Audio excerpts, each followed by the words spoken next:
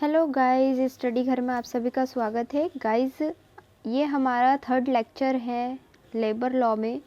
इससे पहले मैं आपको 2 लेक्चर कंप्लीट करा चुकी हूँ। एक इंडस्ट्रियल रेवोल्यूशन के रिगार्डिंग था, इन इंडिया में किस तरीके से हुआ। दूसरा हमारा इंडस्ट्री वाला जो था सेक्शन 2J, वो कंप्लीट करा चुकी हूँ। ये आ जाता है हमारा industrial dispute section 2K under industrial dispute act 1947।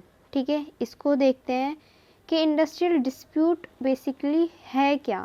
ठीक है, तो उस चीज़ को हम इस लेक्चर में पढ़ेंगे। आइए स्टार्ट करते हैं। तो सबसे पहले हमारा आ जाता है इंडस्ट्रियल डिस्प्यूट की डेफिनेशन। इंट्रोडक्शन हम जब देंगे तो इंट्रोडक्शन हमारा शुरू हो जाता है किसे, जो इंडस्ट्रियल डिस्प्यूट की डेफिनेशन है उससे। और ये डेफिनेशन किस में दी हुई है? ये डेफिनेशन है section 2K of industrial dispute act 1947। अब इंडस्ट्रियल डिस्प्यूट एक्ट में डिस्प्यूट को क्या कहा गया है कि इंडस्ट्रियल डिस्प्यूट का मतलब होता है एनी डिस्प्यूट और डिफरेंस। कोई ऐसा डिस्प्यूट है या कोई डिफरेंस हो रहा है किस किस के बीच में? बिटवीन एम्प्लॉयर एंड एम्प्लॉयर के बीच में, सेकंड एम्प्लॉयर्स एंड वर्कमैन के बीच में, एंड वर्कमैन एंड वर्कमैन के बीच में। मतलब कि कोई डिस्प्यूट, कोई झगड़ा या कोई डिफरेंस हो रहा है किन किन के बीच में? एम्प्लॉयर्स या फिर एम्प्लॉयर्स के बीच में, एम्प्लॉयर्स या वर्कमैन के बीच में, या वर्कमैन एंड वर्कमैन के बीच में, जो कि कनेक्टेड है, which is connected with the employment और नॉन एम्प्लॉयमेंट के साथ, या फिर द टर्म्स ऑफ एम्प्लॉयमेंट और with the condition of labour of any person. ठीक है, इस एनी पर्सन को याद रखना, इसी के ऊपर एक केस लॉ भी आता है। ठीक है, ठीक। तो कोई ऐसा डिस्प्यूट या कोई डिफरेंस जो कि एम्प्लॉयर और एम्प्लॉयर के बीच में है, एम्प्लॉयर या वर्कमैन के बीच में, या वर्कमैन एंड वर्कमैन के बीच में है, जो कि कनेक्टेड है विद द एम्प्लॉयमेंट या नॉन एम्प्लॉयमेंट, या the terms of employment with the condition of labour of any person. ठीक है, अब ये जो इंडस्ट्रियल डिस्प्यूट है बेसिकली ये किसी इंडस्ट्री को रेफर ना करके क्या होता है, किसी इंडस्ट्री में होता है। ठीक है, किसी इंडस्ट्री में ये डिस्प्यूट अराइज होगा तो उसको क्या कहा जाता है? इंडस्ट्रियल डिस्प्यूट कहा जाता है। ठीक है, बेसिकली मैं आपको क्लियर कर चुकी हूँ। इंडस्ट्रियल डिस्प्यूट का मतलब होता है कि कोई भी ऐसा डिफरेंस या डिस्प्यूट या कॉन्फ्लिक्ट जो कि किसके ओपिनियन में हो रहा है, किसके बीच में हो रहा है, मैनेजमेंट समझ लो और वर्कर समझ लो, on the terms of employment. Okay, तो ये होता है हमारा इंडस्ट्रियल डिस्प्यूट कंप्लीट। नेक्स्ट हमारी इसमें चीज़ आती है कि केस लॉ हम इसमें पढ़ेंगे। ठीक है, इंडस्ट्रियल डिस्प्यूट से रिलेटेड इतना बड़ा इसका क्वेश्चन नहीं आता, बट इम्पॉर्टेंट है, ये आ सकता है, शॉर्ट नोट भी आ सकता है और लॉन्ग में भी दे सकते हैं, क्योंकि केस लॉज इसमें इम्पॉर्टेंट है। जैसे कि ये केस लॉ है Dimakuchi tea estate versus the management of Dimakuchi tea estate, AIR 1958 supreme court का केस है ये। अब इस केस में क्या होता है, इस केस में जो है एक ना अपीलेंट है, इस केस में डॉक्टर बनर्जी, वो अपॉइंट होते हैं as a assistant medical officer. 3 महीनों के लिए वो रेस्पोंडेंट के द्वारा अपॉइंट किए गए थे। 3 महीने के बाद उनको जो है टर्मिनेट कर दिया गया। किस ग्राउंड पे? कि ये इनकम्पिटेंसी है इनको। ठीक, अब इस पर असम कर्मचारी संघ जो था, असम कर्मचारी संघ, उसने अपोज किया इस डिसीजन का कि भाई ऐसे कैसे तुम इनकम्पिटेंसी के ग्राउंड के ऊपर इनको टर्मिनेट कर सकते हो। फिर ये जो केस है ये इंडस्ट्रियल ट्रिब्यूनल में चला गया। अब इंडस्ट्रियल ट्रिब्यूनल ने ये डिसीजन दिया कि भाई ये जो डॉक्टर बनर्जी हैं ये वर्कमैन नहीं है, इसलिए हमारे पास ये जुरिसडिक्शन नहीं है कि हम इस मामले को क्या कर सकें, एडजुडिकेट कर सकें, क्योंकि हमारे पास we have only the jurisdiction over industrial dispute. जो इंडस्ट्री से रिलेटेड डिस्प्यूट है उनका ही जुरिसडिक्शन हमारे पास है। फिर ये क्या होता है, वर्कमैन का मुद्दा उठ जाता है तो इसकी प्ली जाती है सुप्रीम कोर्ट। अब प्ली क्या थी? प्ली ये थी कि भाई एक पर्सन जो है उसके पास ये राइट है कि वो इंडस्ट्रियल कोर्ट जा सकता है, भले ही वो वर्कमैन हो या ना हो, लेकिन वो इंडस्ट्रियल डिस्प्यूट की डेफिनेशन में आएगा। सुप्रीम कोर्ट कहता है कि हाउ इज़ इट पॉसिबल, इस पर सुप्रीम कोर्ट ये कहता है, सुप्रीम कोर्ट कहता है कि भाई 2K की डेफिनेशन में जो एनी पर्सन दे रखा है उसका ये मतलब नहीं हो सकता।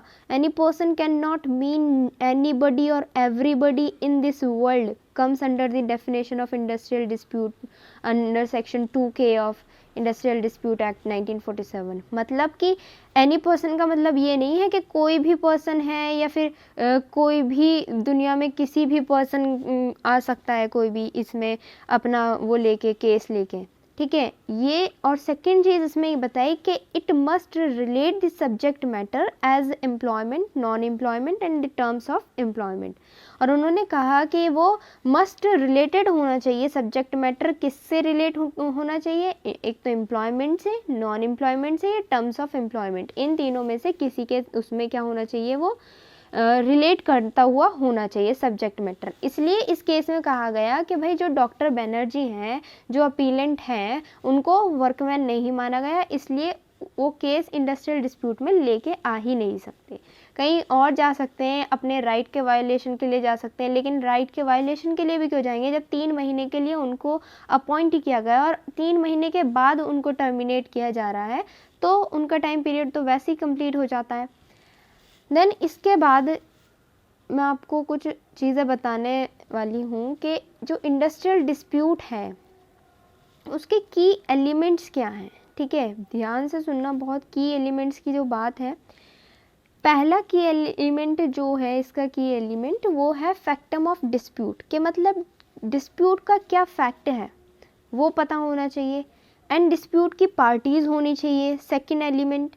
And the third element subject matter of dispute, subject matter वही चीज़, एम्प्लॉयमेंट, नॉन एम्प्लॉयमेंट या in the terms of employment. And fourth one is dispute origin, dispute का ऑरिजिन होना चाहिए। तो ये चीज़ें आ जाती हैं हमारी इसके की एलिमेंट्स में। नेक्स्ट हमारा आता है लिमिटेशंस क्या है, लिमिटेशंस क्या है इस डेफिनेशन की, limitation of this definition section 2K की क्या लिमिटेशन आ जाती है। तो लिमिटेशन को देखें तो सबसे पहले क्या है कि ये जो डिस्प्यूट है ये क्या होना चाहिए, must be real, the dispute must be real. अब कैसे होगा ये डिस्प्यूट मस्ट बी रियल, किस तरीके से, यानी कि जो डिस्प्यूट किसके बीच में हो रहा है, पार्टीज के बीच में हो रहा है, ठीक है between the parties to the dispute, उस डिस्प्यूट की जो पार्टी है उनके बीच जो हो रहा है वो क्या होना चाहिए, मस्ट बी रियल होना चाहिए। एंड उसके बाद क्या होता है, एक पार्टी जो है, जब ये पार्टी के बीच में हो रहा है तो एक पार्टी इतनी कैपेबल होनी चाहिए किस चीज़ के लिए कि वो जो है उस डिस्प्यूट को सेटल करा सके, उसका एडजुडिकेशन करा सके, मतलब उसका रिजल्ट इस तरीके से निकलना चाहिए कि दूसरी पार्टी को रिलीफ मिलना चाहिए, ठीक है मिलना ज़रूरी ही है, ठीक है मतलब one party to the dispute given necessary relief to other. एक पार्ट अगर दो पार्टियों के बीच में हो रहा है डिस्प्यूट तो एक पार्टी इतनी कैपेबल होनी चाहिए सेटलमेंट कराने के लिए, एडजुडिकेशन कराने के लिए कि दूसरी पार्टी को रिलीफ मिल जाए, ठीक। नेक्स्ट पॉइंट हमारा इसमें आता है कि वो जो पार्टीज टू द डिस्प्यूट है मस्ट हैव अ डायरेक्ट और सब्सटैंशियल इंटरेस्ट, उनका क्या होना चाहिए, उन पार्टीज का कोई डायरेक्ट या फिर सब्सटैंशियल इंटरेस्ट होना चाहिए। किसके रिगार्डिंग होना चाहिए, कोई पर्सन है regarding whom dispute is raise, जिसके रिगार्डिंग वो जो डिस्प्यूट है वो रेज्ड हुआ है, ठीक। और वो क्या है, who is in the employment और नॉन एम्प्लॉयमेंट, ये टर्म्स ऑफ एम्प्लॉयमेंट की कंडीशन में है। तो इस केस में क्या होता है, उन पार्टीज़ का क्या होना चाहिए, उस डिस्प्यूट के अंतर्गत कोई सब्सटैंशियल या फिर डायरेक्ट इंटरेस्ट होना चाहिए। एक इम्पॉर्टेंट पॉइंट यहाँ ये है कि एक डिस्प्यूट जो कि यूनियन एंड एम्प्लॉयर्स के द्वारा हो रहा है, ठीक है बिटवीन यूनियन और employers association is not an industrial dispute,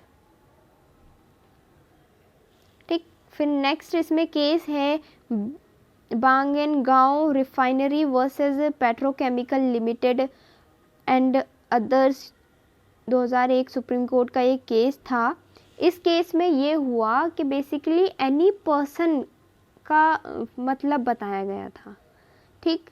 उसने कहा कि इस केस में कहा गया कि जो एम्प्लॉयर और एम्प्लॉय की रिलेशनशिप है ना, वो क्या होना चाहिए, एग्जिस्टेंट होना चाहिए, उसका कुछ तो एग्जिस्टेंस होना चाहिए एम्प्लॉयर एंड एम्प्लॉय की रिलेशनशिप का। ये बहुत ज़रूरी है, क्योंकि कोई भी इंडस्ट्रियल डिस्प्यूट होगा, ठीक, तो कोई भी इंडस्ट्रियल डिस्प्यूट हो तो वो इंडस्ट्रियल डिस्प्यूट जब हमने शुरू में पढ़ा कि employer employer, workman employer, workman workman, तो इनके बीच में एक रिलेशनशिप की तो एग्जिस्टेंस होनी चाहिए, ठीक, वो चीज़ इसमें बताई गई। नेक्स्ट हमारा आता है When an individual dispute becomes an industrial dispute, मतलब कब एक इंडिविजुअल डिस्प्यूट जो है एक इंडस्ट्रियल डिस्प्यूट बनता है, कब बनता है।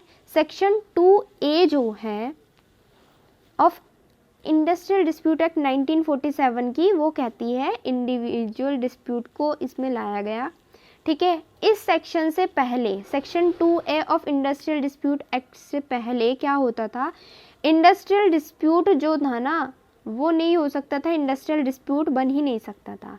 लेकिन इसके इंसर्ट होने के बाद क्या हुआ, it could become one if taken up by trade union या फिर नंबर ऑफ वर्कमैन, यानी कि इंडिविजुअल डिस्प्यूट जो है वो इंडस्ट्रियल डिस्प्यूट बनेगा जब वो सपोर्टेड बाय ट्रेड यूनियन हो या फिर बाय अ बॉडी या फिर सेक्शन ऑफ वर्कमैन, ठीक है, बाय अ बॉडी या फिर सेक्शन ऑफ वर्कमैन के या फिर ट्रेड यूनियन के द्वारा वो सपोर्ट किया जाए।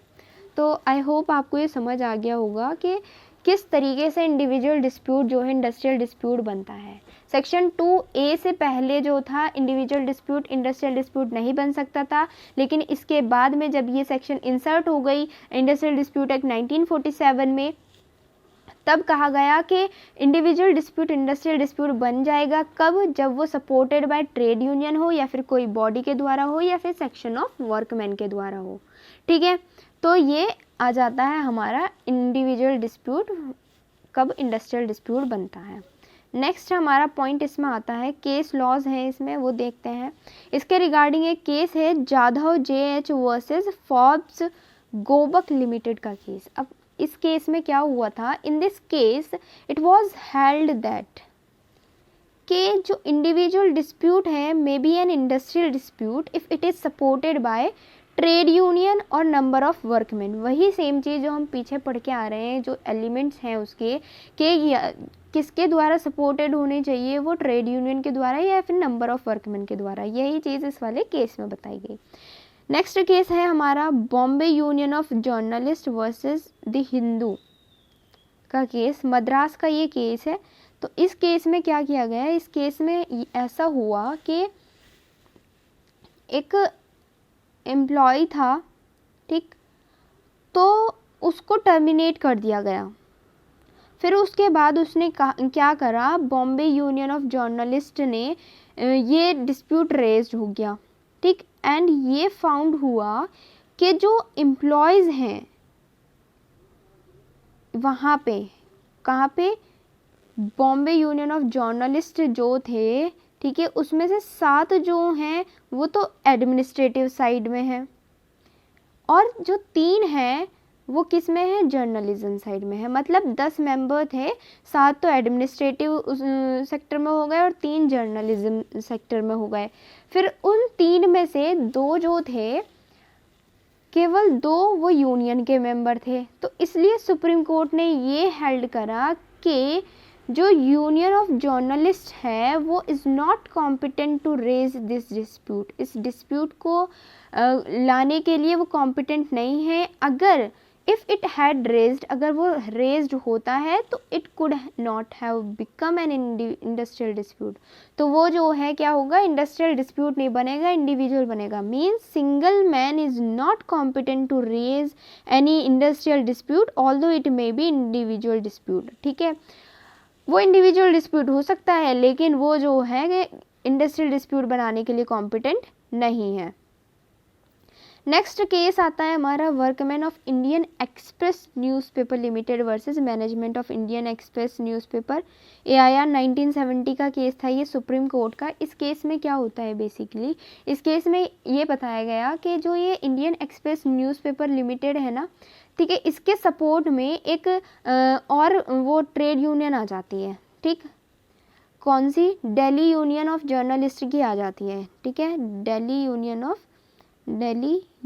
ऑफ जर्नलिस्ट की आ जाती है, जो कि क्या करती है, इनके सपोर्ट में आ जाती है। इसलिए कोर्ट ने, सुप्रीम कोर्ट ने ये हेल्ड करा कि जो दिल्ली यूनियन है ऑफ जर्नलिस्ट की, वो क्या कही जा सकती है, could be said to have a representative character, कि ये जो दिल्ली यूनियन ऑफ जर्नलिस्ट है ये एक रिप्रेजेंटेटिव कैरेक्टर की है, ठीक है। और एंड जो डिस्प्यूट है वो क्या होगा, ट्रांसफॉर्म्ड हो जाएगा किसमें, एक इंडस्ट्रियल डिस्प्यूट में। यानी कि जहाँ अगर इस इंडियन एक्सप्रेस न्यूज़पेपर में लोग कम पढ़ रहे हैं और वो कोई इंडिविजुअल डिस्प्यूट बन रहा है और दिख रहा है कि उसके सपोर्टिंग में कोई अदर यूनियन के लोग आ जाते हैं, ठीक, तो वो रिप्रेजेंटेटिव कैरेक्टर में हो जाएंगे एंड वो क्या हो जाएगा, एक इंडस्ट्रियल डिस्प्यूट बन जाएगा। फिर उसके बाद कंक्लूजन आता है हमारा कुछ इस तरीके से है कि जो इंडिविजुअल डिस्प्यूट है ना, वो इंडस्ट्रियल डिस्प्यूट की डेफिनेशन में फॉल होता है, ठीक, लेकिन वो स्पॉन्सर्ड यानी कि सपोर्टेड किया जाना चाहिए बाय द ट्रेड यूनियन के द्वारा या फिर किसी वर्कमैन के द्वारा, ठीक। और अगर कोई ट्रेड यूनियन नहीं है तो वो क्या होना चाहिए, it must be sponsored by the majority of the workman. अगर कोई ट्रेड यूनियन नहीं होती है तो वो मेजॉरिटी के साथ स्पॉन्सर्ड किया जाना चाहिए, ठीक। और सेक्शन 2A के जो रिक्वायरमेंट्स हैं उनको क्या करना चाहिए, फुलफिल करा होना चाहिए। तो वो इंडिविजुअल डिस्प्यूट जो है इंडस्ट्रियल डिस्प्यूट की कैटेगरी में आ जाता है, ठीक। अब इस लॉ को यहाँ पे लाने का मतलब क्या था, इंडस्ट्रियल डिस्प्यूट को, पहली चीज़ तो यही है कि ये प्रमोट कर रही है क्या, good relation between employers and workman का। एंड सेकंड, ये प्रिवेंट कर रही है इलीगल स्ट्राइक, मींस कि जो लोग जो हैं इलीगल स्ट्राइक कर लेते हैं, हंगर स्ट्राइक के हम बहुत सारे वो पढ़ेंगे आगे, तो वो उन चीज़ों से प्रिवेंट कर रही है और रिलीफ दे रही है ये वर्कमैन को, कलेक्टिव बार्गेनिंग में सहायता कर रही है, ठीक है। ये बहुत सारी ऐसी चीज़ें हैं जो ये कर रही है। तो गाइस ये हमारा लेक्चर कंप्लीट हो जाता है, इंडस्ट्रियल डिस्प्यूट का टॉपिक हमारा कंप्लीट हुआ। अगर आपको वीडियो अच्छी लगी है तो वीडियो को लाइक कीजिए, शेयर कीजिए अपने दोस्तों में, कमेंट कीजिए और हमारे चैनल को सब्सक्राइब कीजिए। अगर आपने हमारा इंस्टाग्राम पेज @studyghar को फॉलो नहीं करा है तो जल्दी से उसको जाके फॉलो कीजिए, क्योंकि आपको वहाँ पे हर सब्जेक्ट के नोट्स मिल सकते हैं। आप मुझे वहाँ पे मैसेज भी कर सकते हैं। Thank you so much guys, bye.